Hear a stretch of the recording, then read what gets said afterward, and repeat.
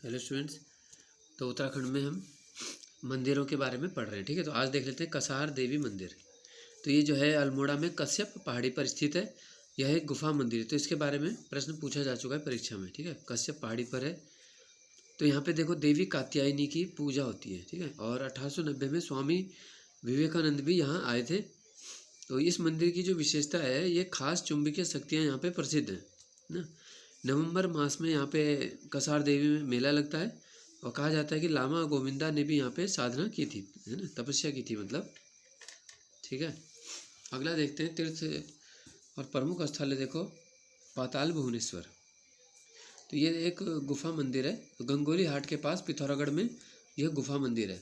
तो गुफा में शेषनाग, मोक्ष द्वार, है ना, मुख्य आकर्षण के केंद्र है। ऐसी मान्यता है कि 33 करोड़ जो देवी देवता हैं उनका निवास यहाँ पर है। पाताल भुवनेश्वर की गुफाओं में, ठीक है, 160 मीटर लंबी और 90 मीटर गहरी है ना। तो गहराई उसकी ज़्यादा से ज़्यादा 90 फीट है और लंबाई 160 मीटर में बताई गई।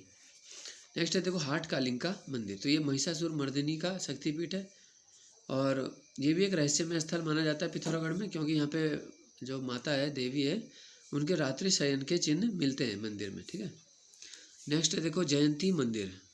इसे ध्वज मंदिर भी कहा जाता है। यह डीडी हाट में है ना, पिथौरागढ़। और डीडी हाट का प्राचीन नाम क्या है? सीरा है। ठीक है, नेक्स्ट है देखो बैजनाथ। अब देख लेते हैं बैजनाथ जो है गोमती के किनारे है। मंदिरों का यहाँ पे भी समूह पाया जाता है। तो इस मंदिर की बैजनाथ की विशेषता है, देखो यहाँ पे आदमकद पार्वती की कांसे की मूर्ति है। ठीक है, आदमकद उस मूर्ति को बोलते हैं जो पूरे मनुष्य रूप में, मनुष्य की ऊंचाई लगभग जितनी होती है।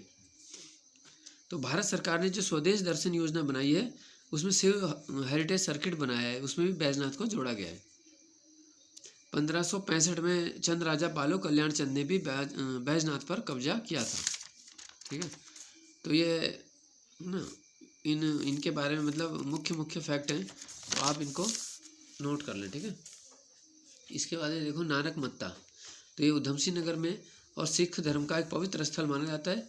और नानक मत्ता का जो पुराना नाम है वो बक्सी है। ठीक है, कहा जाता है कि गुरु नानक देव यहाँ आए थे अपने शिष्यों के साथ, बाला और मर्दाना, ये उनके शिष्य थे। तो बाला मर्दाना के साथ नानक मत्ता में आए नानक देव, इसीलिए नानक, है ना, मत्ता नाम पड़ा नानक के नाम से।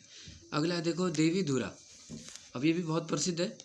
तो यहाँ पे देखो वाराही देवी का मंदिर है। तो यहाँ पे आषाढ़ी कौथिग लगता है, या कहते हैं बगवाल मेला। तो ये रक्षाबंधन के अवसर पे लगता है 15 दिनों तक के लिए। ठीक है, कहा जाता है कि जो देवी धुरा का मेला है आषाढ़ी कौथिग, उसका जिक्र जिम कार्बेट ने अपनी प्रसिद्ध पुस्तक मैन ईटर्स ऑफ कुमाऊं में भी किया था। तो देवी धुरा में रणशिला भी है और वाराही शिला भी है। ठीक है, उसके बाद है देखो मीठा रीठा साहिब। तो ये चंपावत में है। तो ये भी एक सिख धर्म का पवित्र स्थल है। देखो चंपावत में गुरु नानक ने तपस्या की। और मीठा रीठा साहिब जो जगह है वो लधिया और राटिया नदियों के संगम पर है। तो यहाँ पे 1960 में गुरुद्वारा बना है और मीठे रीठे के वृक्षों के कारण ही इस जगह का नाम है मीठा रीठा साहिब। कहा जाता है कि गुरु नानक के शिष्यों को जब भूख लगी थी, है ना, तो गुरु नानक ने उनको रीठा खाने के लिए कहा है। तो रीठा वैसे कड़वा होता है, लेकिन वो गुरु नानक की कृपा से जो है मीठा हो गया था, है ना।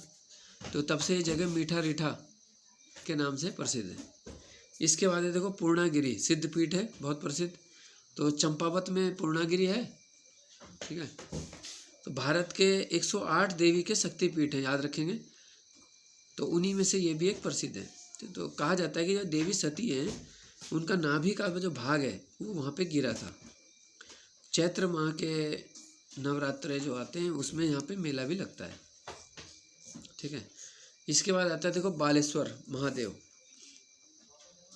तो ये भी चंपावत में। तो चंद राजाओं ने जगन्नाथ मिस्त्री की मदद से बालेश्वर मंदिर को बनाया था। ठीक है, बालेश्वर महादेव को। और फिर ऐसा कहा जाता है कि फिर जगन्नाथ मिस्त्री के जो है हाथ काट दिया गया। तो इसमें ये जो मंदिर है इसमें ग्रेनाइट और बलुआ पत्थर का प्रयोग हुआ है। ठीक है, वहाँ पर चंपावती मंदिर भी है। ठीक है, बालेश्वर मंदिर के पास है चंपावती मंदिर भी है।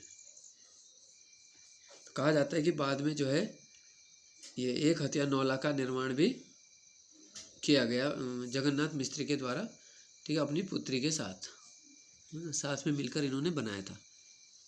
अगला देख लेते हैं, लास्ट है कैंची धाम, ठीक है। तो देखो ये भी एग्जाम में पूछा जाता है कई बार, कैंची धाम प्रसिद्ध है तो बाबा नीम करौली का यहाँ पे आश्रम है और ये नैनीताल जिले में है। तो कहा जाता है कि जो बाबा थे नीम करौली वो 1962 में यहाँ पे आए और यहाँ हनुमान की पूजा होती है। 15 जून 1964 को यहाँ पे हनुमान की मूर्ति को प्रतिष्ठित किया गया। तो यहाँ पे हर 15 जून को क्या है, विशाल भंडारा लगता है। कहा जाता है कि जो एप्पल कंपनी के संस्थापक हैं स्टीव जॉब्स को भी यहाँ पे आध्यात्मिक ज्ञान प्राप्त हुआ था, ठीक है। धन्यवाद।